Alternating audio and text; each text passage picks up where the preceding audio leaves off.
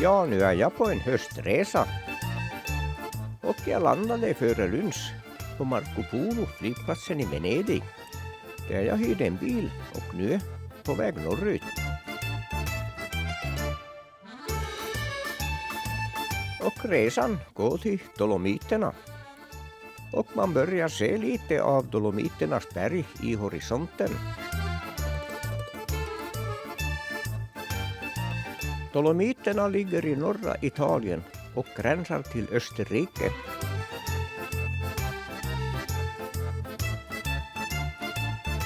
Och jag har kört nu cirka en timme och är nu inne i bergsområden.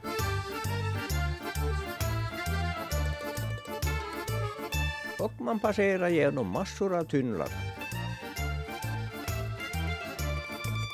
Ja, vägen är då helt okej. Och inte värst mycket trafik heller. Och Italien har många vägtullar, för det kostar att köra på vägarna. Och på denna port kan man betala kontant. Och vägavgiften går på 8,60 euro eller 96 svenska kronor. Och här vill farbror polisen kolla om jag har körkort. Cortina. Thank you. Och då fortsätter jag igen.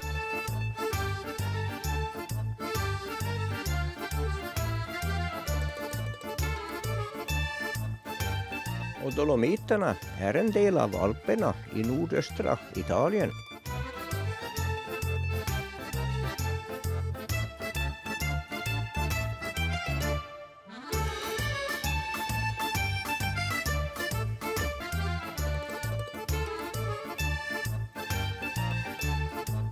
Namnet Dolomiterna beror på att det i berggrunden finns gott om dolomit, som är en sorts kalksten. Mineralen är uppkallad efter dess utforskare, fransmannen Dolomieu, som 1789 klarade ut den kemiska sammansättningen. Och dessförinnan hade bergskedjan kallats för Monti Pallidi, de bleka bergen.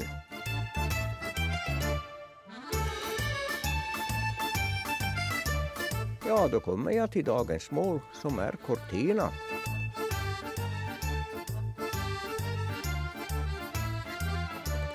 Och jag kör en sightseeing-runda genom stan.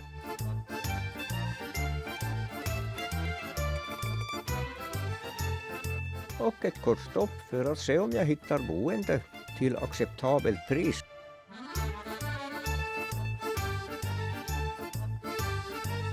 Ja, det finns lediga rum. Men jag bokar inget på bokningssajten. Och jag kör upp till hotellet och bokar ett rum på plats. Ja, jag fick ett rum för 85 euro, vilket är lite billigare när man betalar direkt till hotellet istället för bokningssajterna. Ja, ett sånt här rum får man för 915 kronor, inklusive frikort.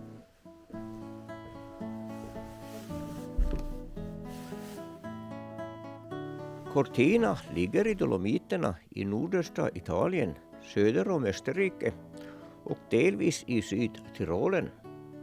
Och dagens körsträcka blev 150 kilometer. Och lite drönavir över Cortina di Ampezzo, men kallas enbart för Cortina. Det finns flera andra orter som heter Cortina med ett tilläggsnamn.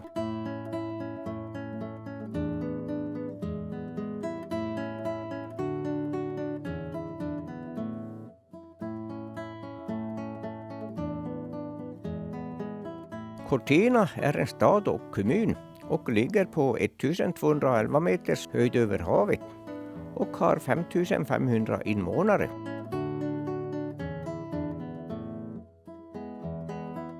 Och jag promenerar in i centrum av Cortina för att ta en titt på staden.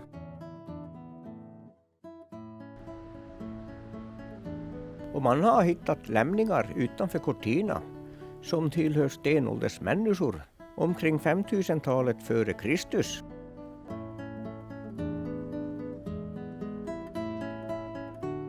Och Cortina omringas av höga berg. Och högsta toppen i Cortina, Tufano di Messo, når 3244 meter.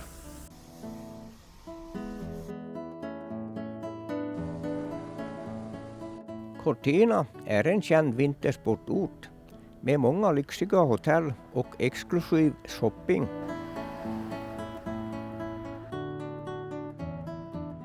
Cortina har arrangerat olympiska vinterspelen 1956.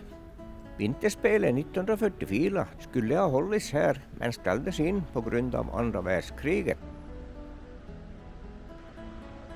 Och Cortina var värd för världsmästerskapen i alpin skidsport 2021. Och nästa olympiska spelen hålls här i Cortina och Milano i början av februari 2026.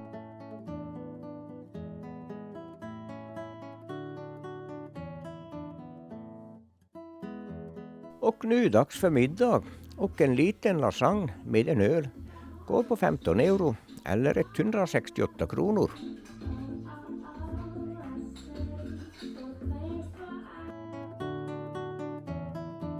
Och så promenerar jag tillbaks till hotellet.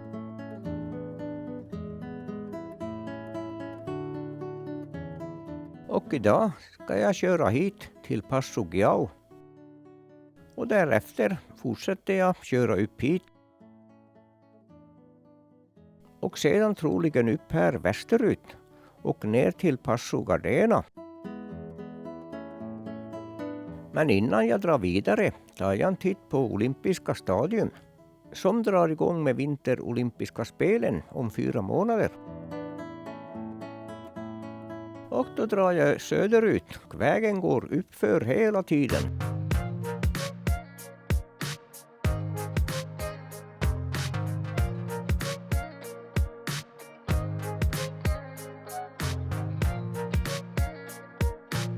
Och vägen slingrar sig genom skogslandskap, mestadels gran.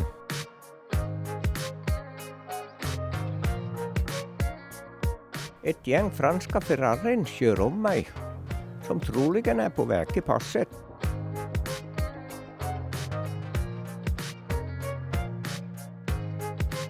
Och här är folk ute på vandring. Och det finns massor av vandringsleder i Dolomiterna.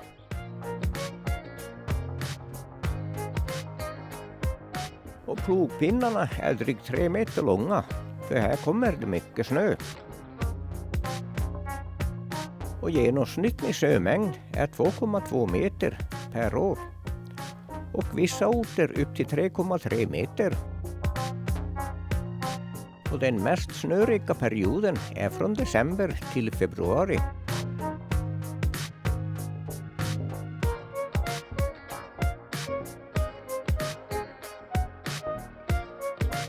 Och här kommer jag upp ovanför trädgränsen.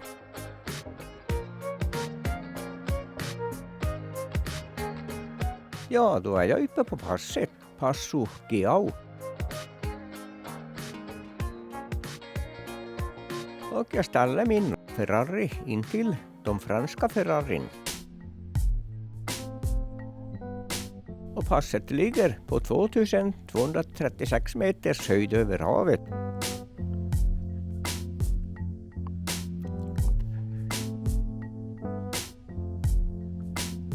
Normalt får man snö på passen mitten i oktober, vilket är orsaken att jag är början oktober. Och ska man vandra i Dolomiterna på våren måste man vänta till mitten juni till snön är borta.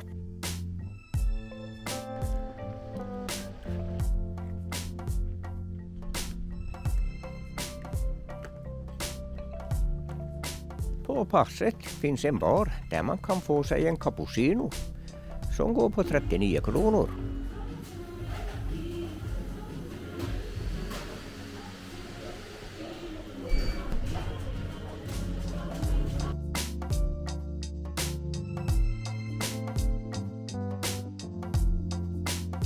Och efter kaffet tar jag vandringsleden upp till foten av berget La Gusela.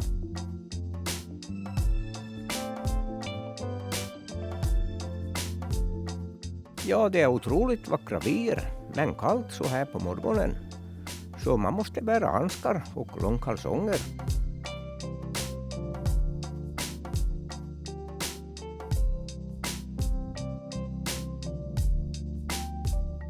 I backen står en privatstuga, troligen någon sommarbostad. Blekabergen är ett gammalt namn för dolomiterna, som kommer från berggrundens bleka färg och dess mineralinnehåll.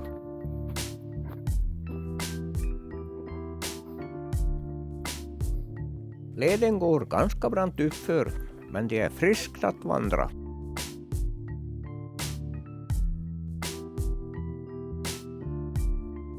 Laguselas topp som står på krönet når 2995 meter.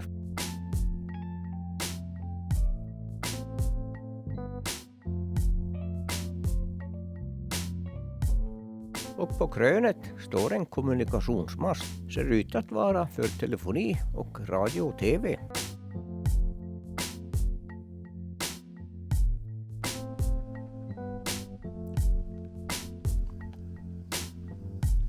Och man ser glaciärer och snökladda berg.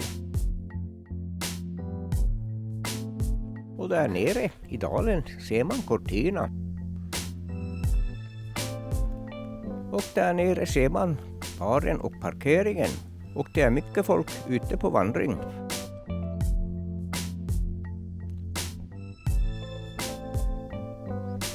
Också lite drönarvyer. Och även här går det vandringsleder på båda sidor av berget.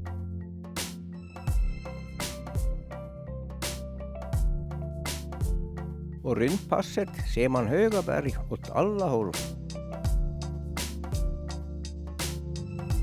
Och flera av bergen når en bra bit över 2000 meter.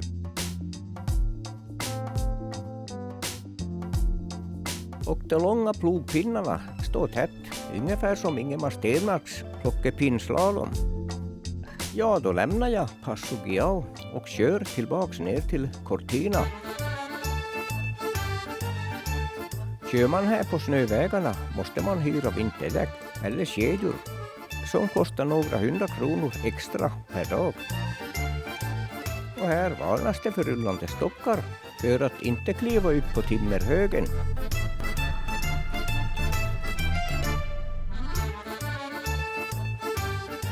Och nere i Cortina och härifrån fortsätter jag norrut.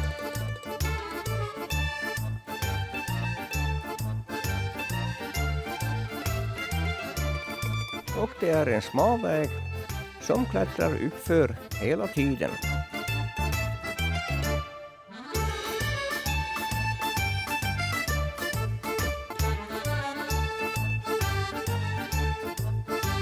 Och här möter man skogsområde igen.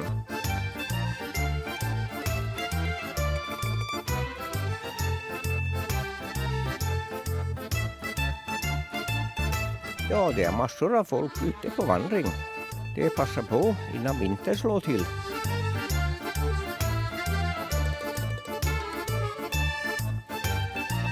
Här håller man också på med skogsavverkningar.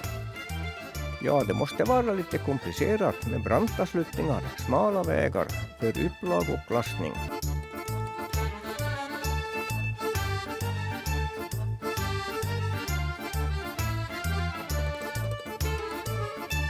Och nu kommer jag till Lago di Misurina.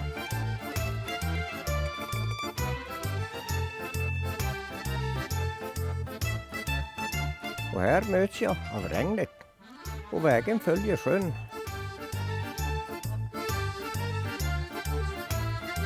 Och jag kör in på en parkering för att vänta ut regnet. På denna sjös is, där Sigge Eriksson från Sverige tog guld på 10 000 meter och silver på 5 000 meter under vinterolympiska spelen 1956.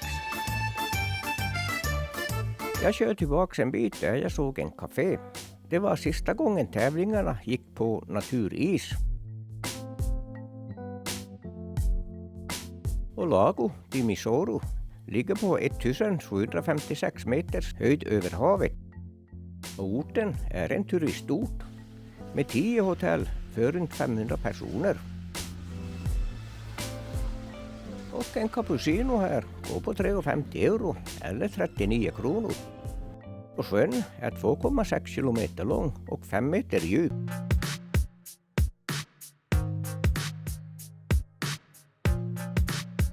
Och jag rullar vidare och nu tar jag av upp till bergen.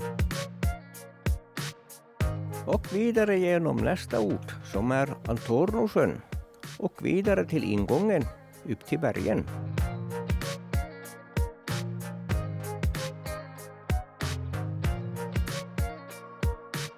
Och inträdet till parken går på 40 euro eller 447 kronor och måste bokas på deras hemsida där man kan välja lediga tider för att komma in i parken.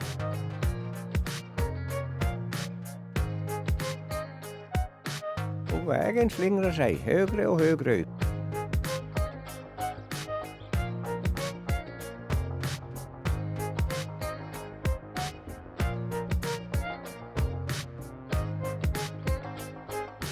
Ja, då kommer jag till Tre Cime, vilket betyder 3 toppar. Och här tar vägen slut. Det är molnigt idag och molnen ligger även nedanför det här stället.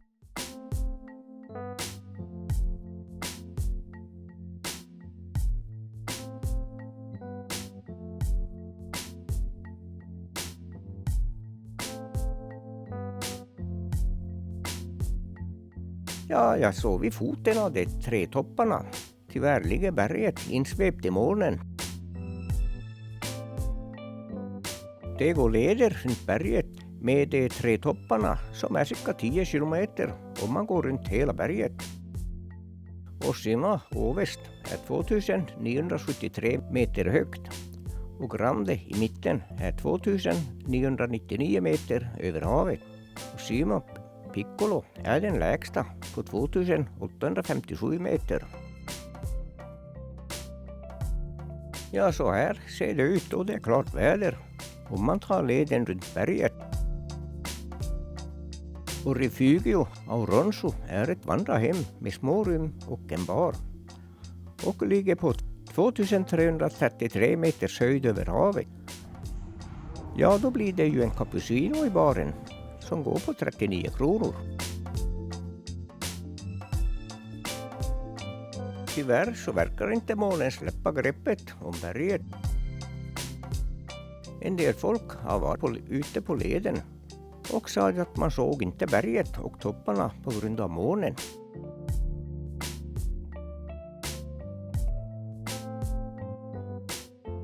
Och jag går till sluttningen för att se om man kan se något ner i dalen. Men det är samma här, ja då kan man ju ta en titt på snön. Och man ser att folk har varit här för att se och känna på snön.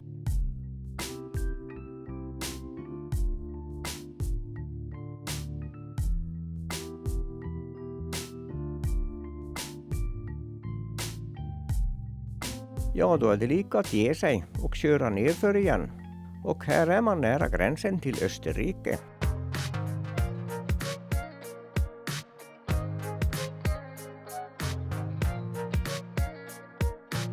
Och ett kort fotostopp, men även här på lägre höjd skymmer molnen vyerna.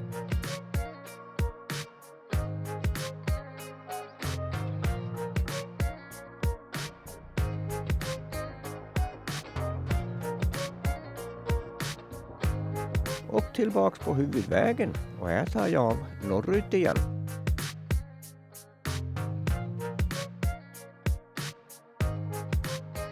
Och ett kort fotostopp igen vid en sjö med grönt glaciärvatten. Här går också en led runt sjön Lago di Landro som ligger på 1400 meters höjd över havet. Och flera vandringsleder utgår härifrån.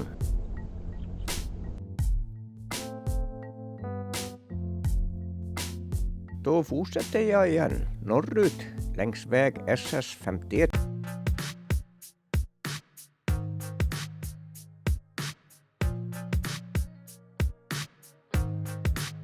Ja, då blir det fotostopp igen.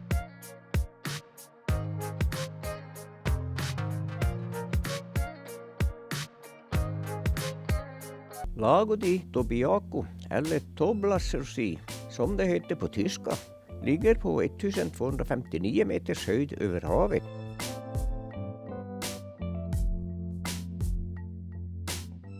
Och det är en turistanläggning med boenden och barer.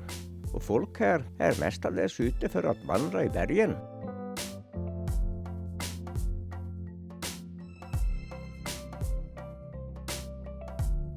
Och tillbaka på huvudvägen norrut.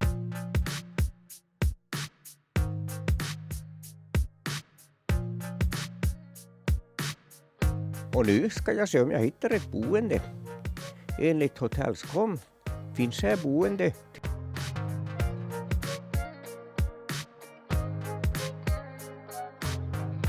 Och dagens körning har gått från Cortina till Geaupasset. Sedan nordösterut till de tre topparna. Därefter västerut hit till Valdaora. Och dagens körsträcka blev bara 111 kilometer. Men det tar sin tid att köra här i bergen. Ja, nu för att söka ställe för middagen. Det enda jag hittade är denna pizzeria. Som går på 137 kronor med en alkoholfri öl. Ja, här ska jag bo på Hotell Alpin. Och i baren testar jag en Vatsin IPA-öl som går på 4,50 euro eller 50 kronor. Och rummet kunde jag pruta ner en 100-lapp till 1450 kronor eller 130 euro.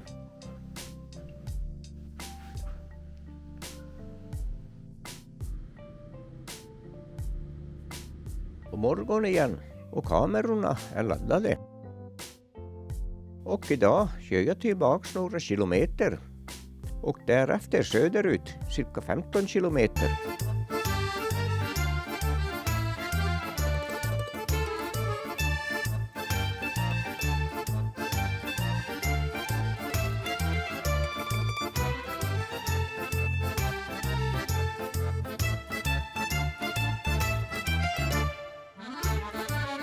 Och då kommer man till Lago di Brais som ligger i Pragsdalen.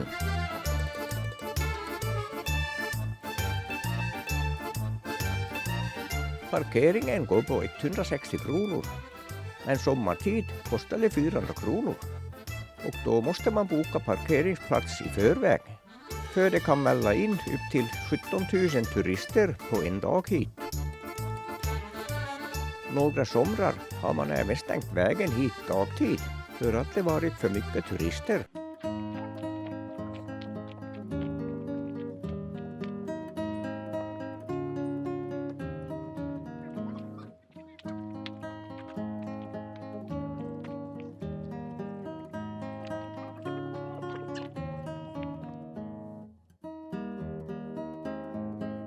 Där har vi sjön med dess gröna vatten. Och i södra änden av sjön ser man den 2810 meter höga berget Sieghoffel som är tyska. På italienska heter det Crodo del Becco.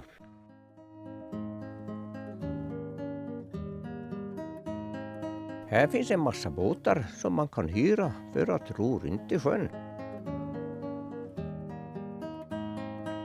På östra sidan ser man berget Herrstein som når 2447 meter.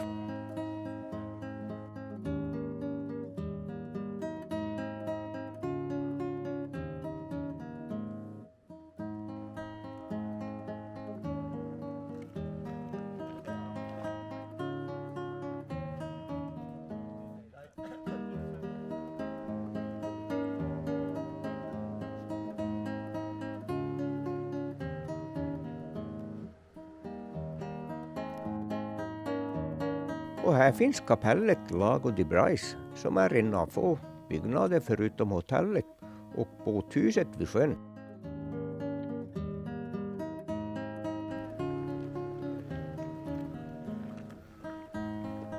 Ja, där ser jag en bar, så då får det bli en cappuccino. som går på 23 euro eller 36 kronor.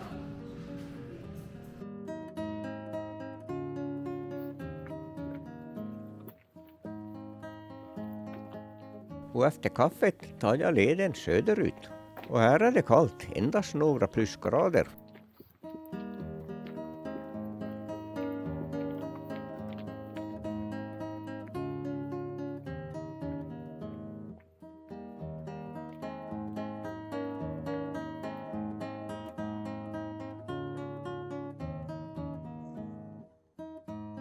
Sjön är helt blank och vattnet här blir aldrig varmare än 14 grader.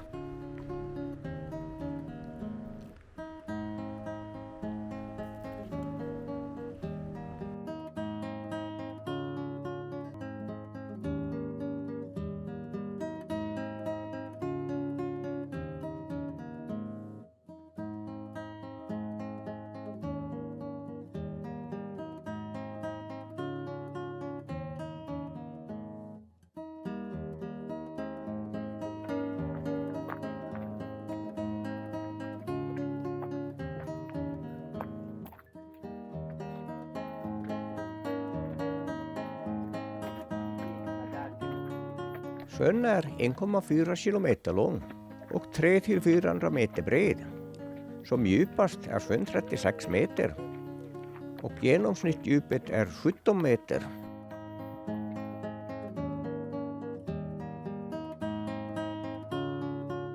Och sjön bildades efter ett jordskred som lossnade från berget Herrstein och bildade en spärr i floden.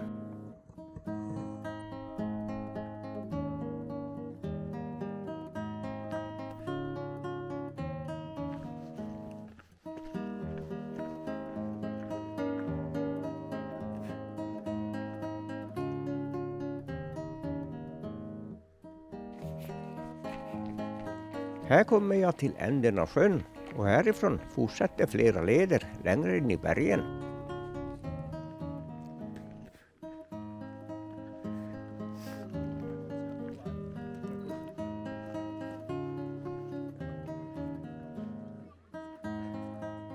Och här har folk rest upp en massa små stenpyramider.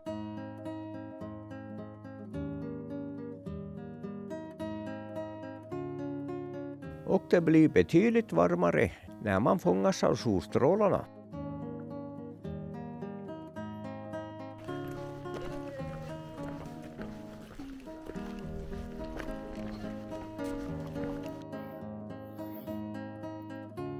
Och jag rundar sjön och tar östra sidans led tillbaks.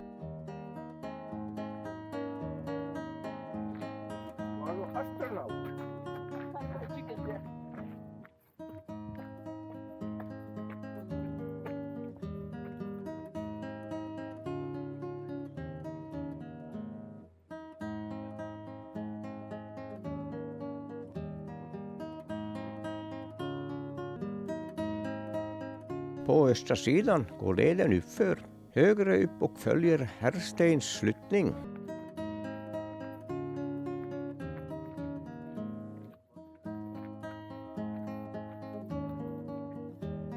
Här ser man delar av Herrsteins toppar, sluttningen ner mot sjön.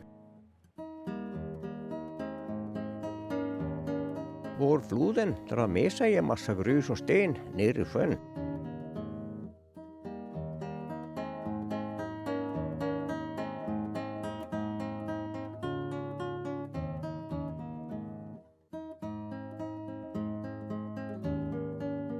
Leden kliver högre upp via trappor och här stiger det rejält. Och leden på östra sidan är brant och smal med trappor på några ställen.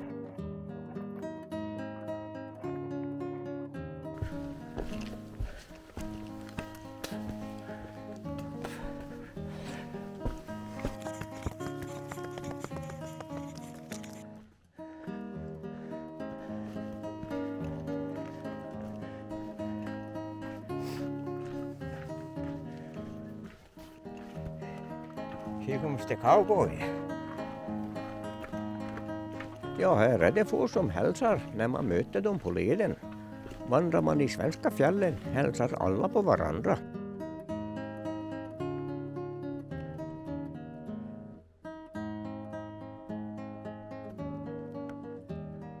Och bergen speglar sig vackert i den blanka sjön.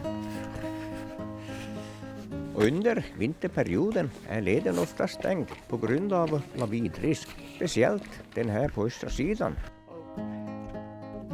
Sedan 2012 har curlingtävlingar hållits på sjöns is under vintersäsongen.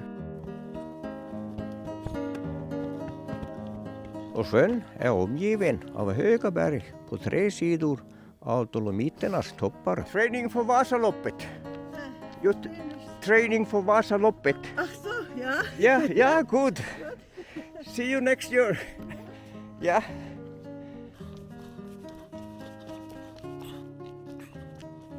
Här har de avverkat.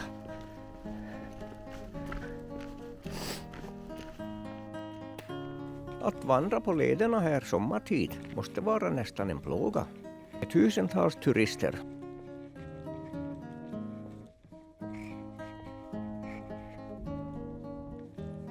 Ja, då har jag ryndat sjön och leden är cirka 4 kilometer lång.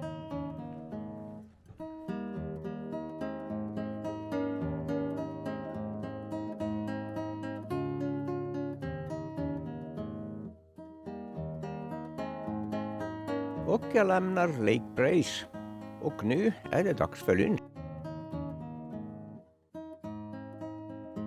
Ja, och här på detta vackra hotell hittar jag en schnitzel som går på 335 kronor med en juice.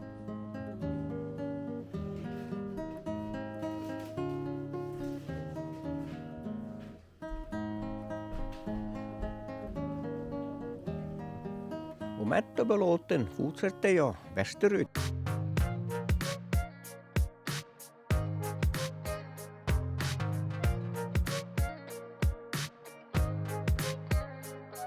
Ja, man ser även några sågverk efter vägarna. Och längre västerut blir det lite lägre terräng.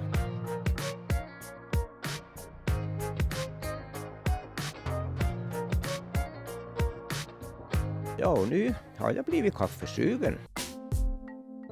Och bensinen här går på 1,73 euro eller 19,39 kronor per liter. Och här är nästan sommarvärme. Och en cappuccino här går på 3 euro eller 33 kronor. Och här har jag tagit av på en väg söderut. Och här möter man högre berg igen.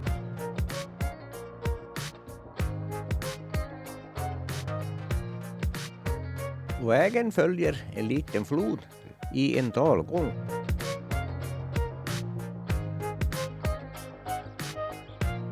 Och här finns många tyska namn på berg och sjöar, för man pratar mest tyska här i norra Italien.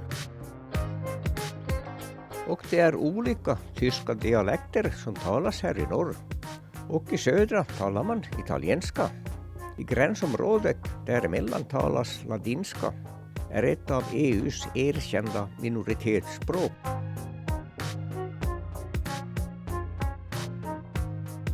Och ett fotostopp igen in till floden. Och högt uppe på kullen bor det någon.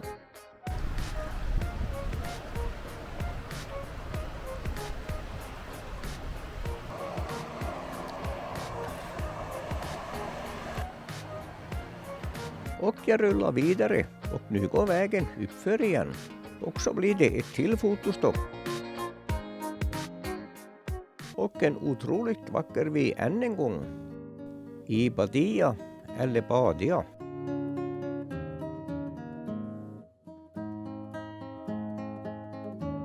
Orten är en sommar- och vinterturistort med massor av vandringsleder och slalombackar.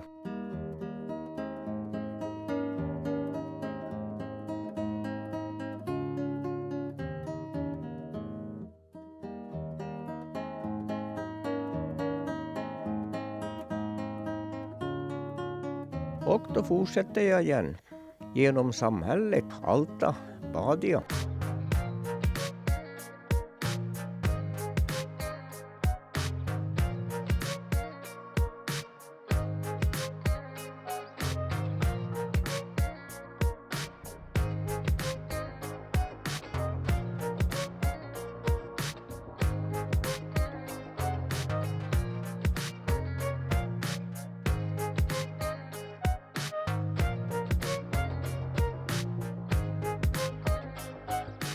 Och vägen kliver uppåt igen, upp till passet, Passo Gardena.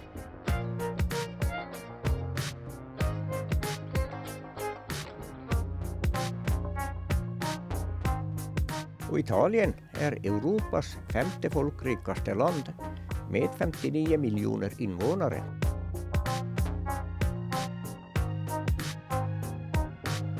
Men vilket land är Europas folkrikaste?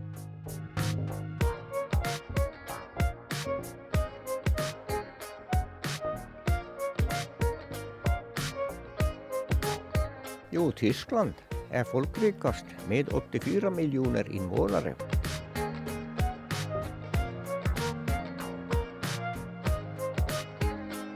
Och jag börjar vara uppe på Gardena-passet, som på italienska heter Passo Gardena. Och Gardena-passets högsta punkt når 2136 meter över havet. Och ett fotostopp igen. Och passet ansluter samhällena Selva på västra sidan med Val Badia på östra sidan av passet. Ja, det är faktiskt många som cyklar här och kämpar uppför de kilometervis långa uppförsbackarna. Och även här finns det massor med fina vandringsleder genom en fantastisk natur med vackra vyer. Och lite längre ner finns det en bar med en parkering. Och hyran på en sån här Lancia går på 474 euro eller 5300 kronor för 6 dagar med full försäkring.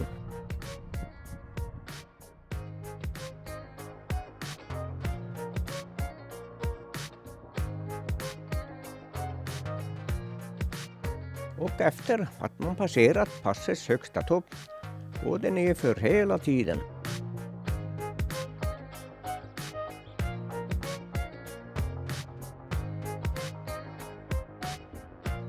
Ja, nu börjar jag bli kaffesugen. Och kappon går på 33 kronor. Och cappuccinon kommer från Italien. Och namnet cappuccino kommer från munkarnas cappuccinodräkt med capuchon, vars färg liknar den färdiga drycken. Cappuccino betyder huvudbonad.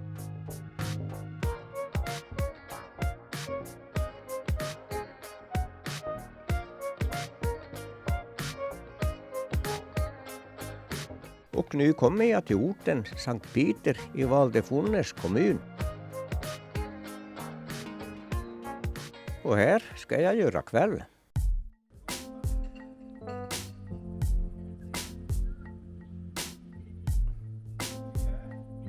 Och dagens körsträcka har gått från Valdaora västerut, därefter söderut och västerut igen hit till Sankt Peter.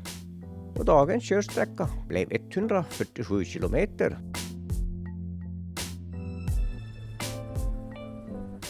Och här ska jag bo i natt i annexet intill. Och rummet här går på 100 euro eller 1118 kronor inklusive frukost.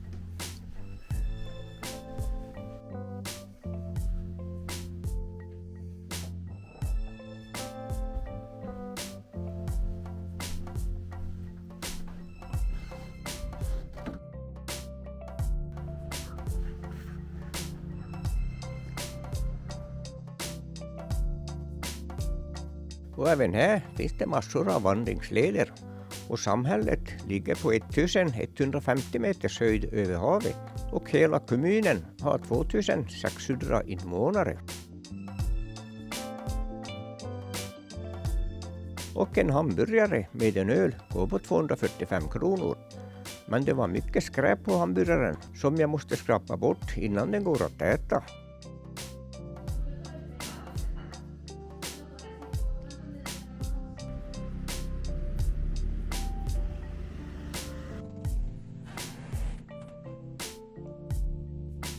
Ny dag och nu fortsätter jag söderut.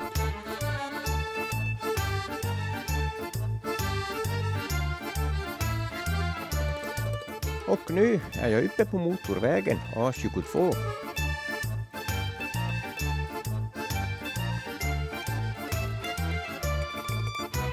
Och motorvägen går från Innsbruck i Österrike genom Brennepasset söderut till Moderna som ligger i närheten av Bologna.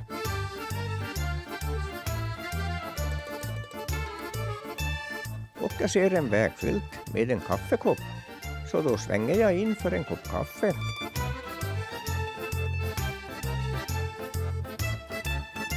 Cappuccinon i sommarvärmen går på 27 kronor.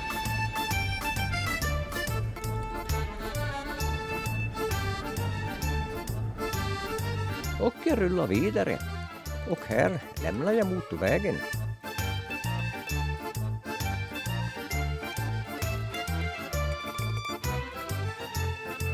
Och vägavgiften går på 63 kronor. Och nu är jag på mindre vägar sydvästerut. Och vägavgiften är beroende på körsträckan.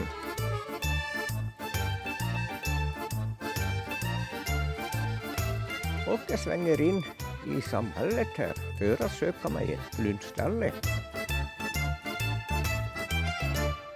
Och en liten lasagne med en Fanta går på 14 euro, vilket är 156 kronor.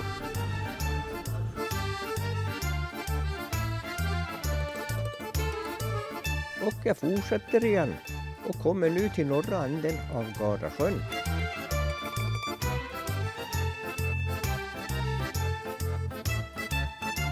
Och vägen följer Gardasjöns västra kust genom massor av tunnlar.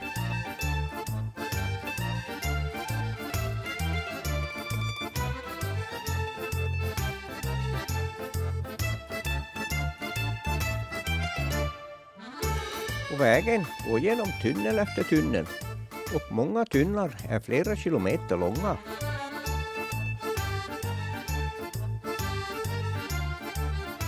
Och här svänger jag ner för att se om jag hittar en kaffe och kommer till Campione del Garda.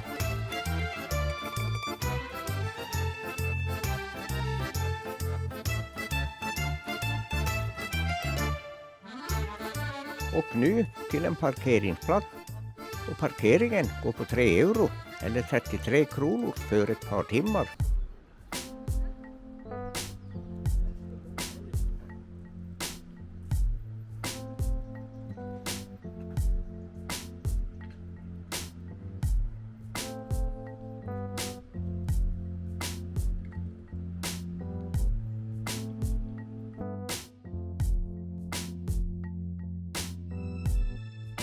Och bak i husen reser sig en rak bergsväg högt upp över samhället Campione del Garda, som har 450 invånare.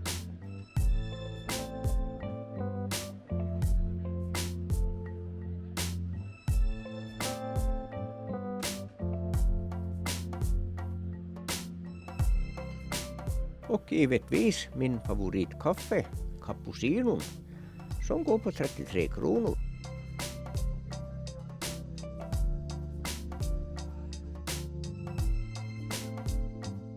Ja, vägen, den går inne i berget där.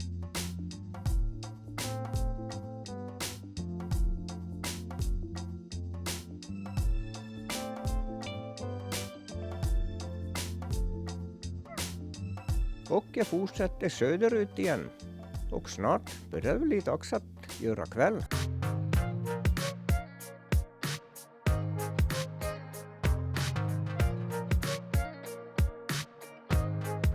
Ja, nu är jag i staden Maderno och kommun med samma namn som har 7900 invånare.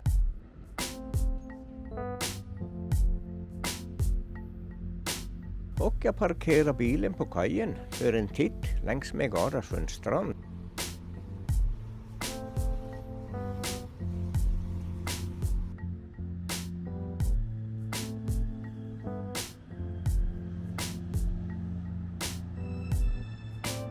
Och här är det 22 grader varmt.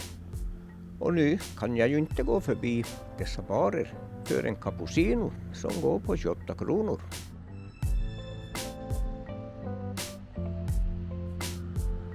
Och jag ser på hotellsidorna att det finns lediga rum på Moderno hotell.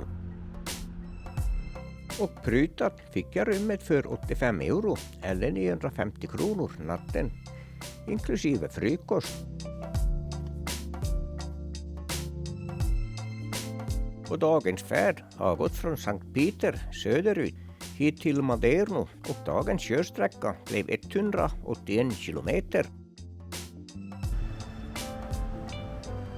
Och en titt utanför hotellet som ligger in till Gardasjön. Ja, nu måste man ju ta en öl i sommarvärmen som går på 6,50 euro eller 73 kronor för en halv liter. Och nu har även långkalsongerna åkt av. Det är mycket båttrafik på sjön. Och det är mycket enklare och snabbare att ta båten eller färjan över sjön till andra orter istället för att köra runt. Och till middag blir det spaghetti carbonara som går på 178 kronor med en liten öl.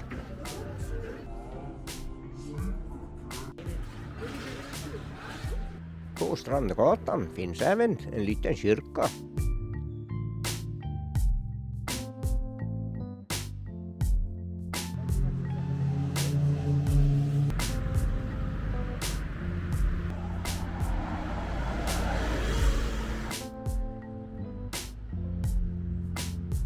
Morgon igen och efter frukosten drar jag vidare söderut igen. Gardasjön bildades under den senaste istiden och är Italiens största sjö. Och jag kör ner till södra änden av Gardasjön till staden Sirmione. Och jag ska in på parkeringen här, dit det är kö. Parkeringen går på 118 kronor för en halv dag. Och jag fortsätter mot Gamla staden. Och ingången till Gamla staden går genom Skaligerborgen som är från 1200-talet.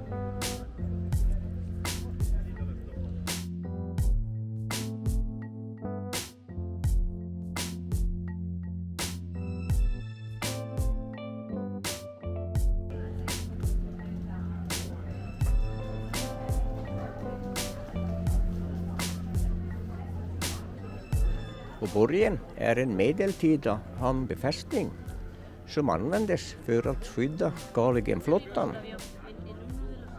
Och Garda-regionen blev från första århundradet före Kristus ett avkopplingsort för välbärgade romare.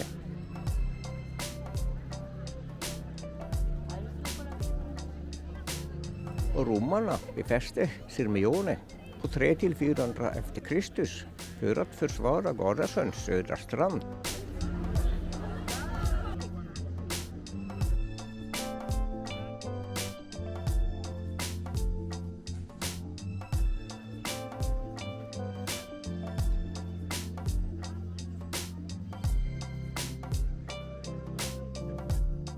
Stadens historiska centrum är belägen på spetsen av den smala landtyngan som sträcker sig ut i Gardasjön. Och Sirmione har 6500 invånare. Och nu dags för lunch och en pizza med en juice på 17 euro eller 190 kronor.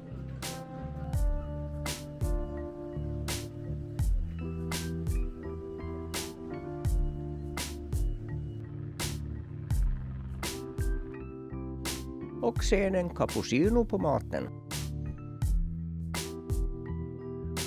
Och jag ser på hotellsidorna att det finns lediga rum en bit bort efter Strandgatan.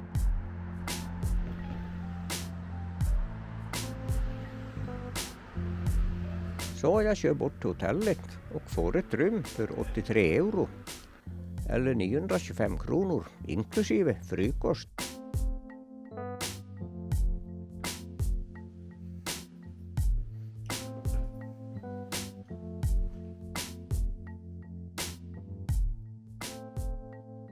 Och idag blev det en kort körsträcka, endast 39 kilometer från Maderno hit till Sirmione. Och sen promenerar jag tillbaks till Gamla staden-området och ett mysigt ställe för en öl.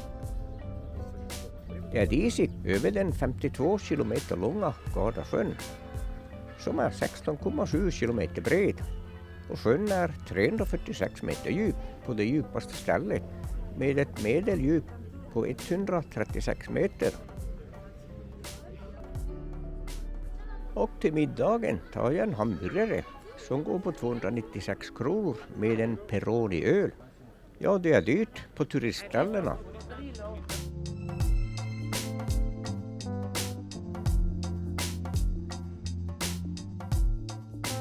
Morgon igen och motorvägen österut för att köra tillbaks till Venedig. För jag måste returnera bilen senast klockan 12 idag.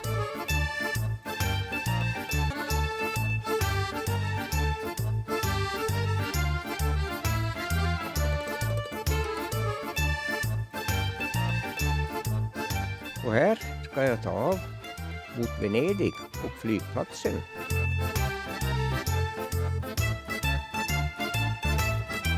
Och jag lämnar motorvägen och vägtullen på sträckan går på 118 kronor.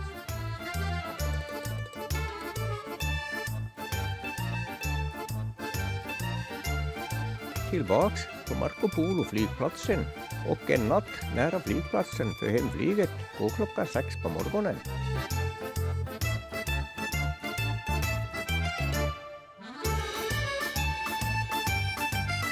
Dagens körsträcka från Sirmione till flygplatsen blev 180 kilometer och totala körsträckan för hela resan blev 808 kilometer.